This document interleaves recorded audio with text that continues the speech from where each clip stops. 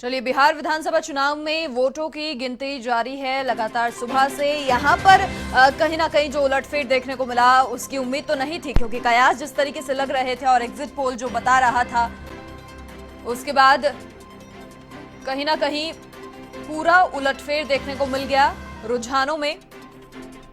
शुरुआती 1 घंटे के जो रुझान और उसके बाद के दोनों में उलटफेर रुझानों में एनडीए को बहुमत, महागठबंधन यहां पिछड़ी। एनडीए 121 सीटों पर आगे, महागठबंधन 108 सीटों पर आगे, अन्य 14 सीटों पर आगे।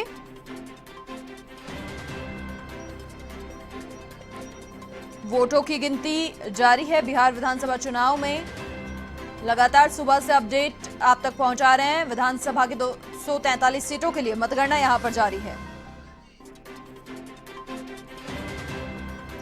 अधिक जानकारी के लिए वरिष्ठ संवाददाता नीरज मेहरा जी फोन लाइन पर हमारे साथ फिलहाल जुड़ चुके हैं। नीरज जी, देखिए, सुबह की बात करें, कुछ समय बाद की बात करें, लगातार तस्वीरें अलग अलग इतर इतर नजर आई। देखिए, बिल्कुल सही कहा आपने, इतर इतर नजर आई, क्योंकि जब सुबह सुबह बैलेट पेपर खोले गए तो उस समय महागठबंधन को बढ़त मिलती नजर आ रही थी। उसके बाद ईवीएम खुली तो शुरुआती दौर में फिर जो है महागठबंधन तेजस्वी यादव बहुत आगे चल रहे थे और एक तरह से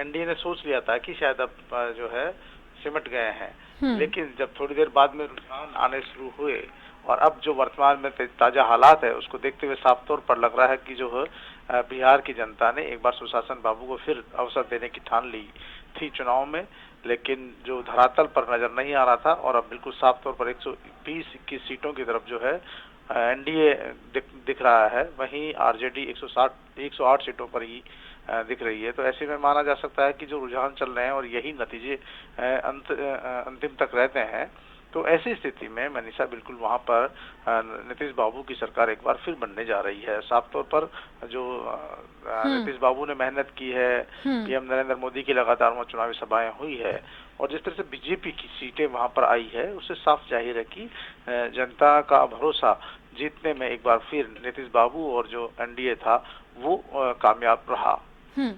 बिल्कुल नीरज जी, देखिए, बयानों से जुड़ी अपडेट्स की अगर हम बात करें तो एक ये भी बयान सामने कि अगर जदयू हारेगी तो कोरोना की वजह से, क्योंकि देखिए वैसे तो 1 साल में ब्रांड नीतीश को कोई नुकसान नहीं पहुंचा है, लेकिन अगर हार तो सिर्फ कोरोना की वजह से। लेकिन फिलहाल जो तस्वीरें उनमें जीत नजर आ रही है।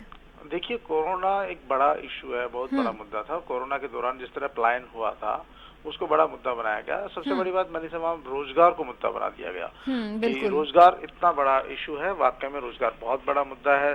10 लाख लोगों को रोजगार देने की बात कही और जिस दिन से ये मुद्दा उन्होंने चुनावी मैदान में उछाला उसके बाद तो समझ लीजिए कि बिहार में ऐसा लगने लग रहा था कि जो है महागठबंधन है वो शायद 2/3 बहुमत से वहाँ सरकार बना सकता है। और जिस तरह की चुनावी सभाओं में जो भीड़ देखी जा रही थी उसको देखने के बाद भी अंदाजा इसी बात का लगाया जा रहा था।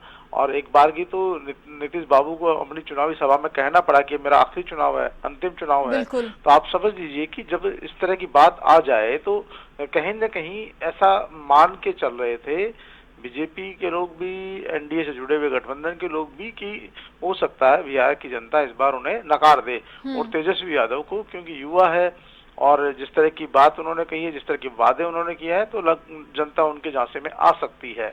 और शुरुआती रुझान में ऐसा लग भी रहा था कि वहां की जनता ने तेजस्वी यादव पर भरोसा किया है। लेकिन जब रुझान अब आ चुके हैं 121 सीटों पर, एनडीए आगे चल रही है, 108 पर जो आरजेडी